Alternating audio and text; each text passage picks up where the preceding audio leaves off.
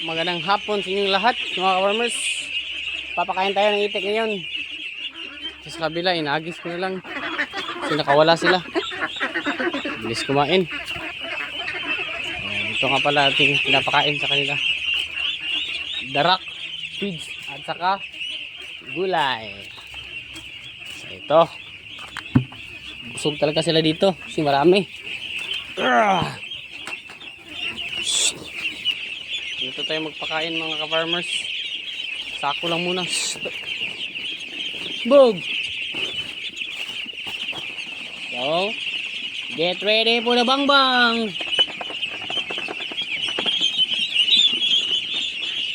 Oy! Pit!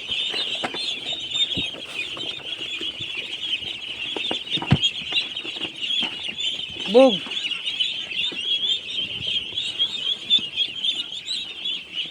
So, makakain talaga sila lahat.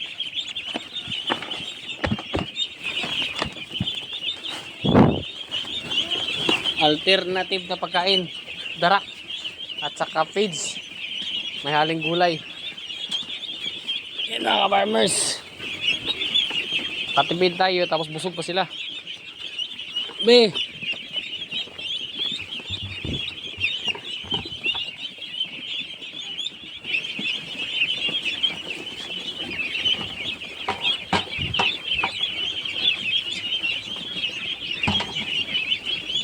layo pala yung tubig nila.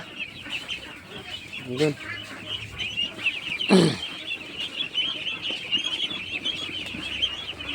Okay mga ka-farmers, ganda tignan.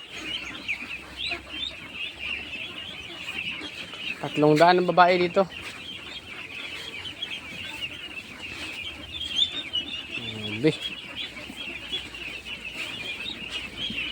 Nanti busog sila. Gilang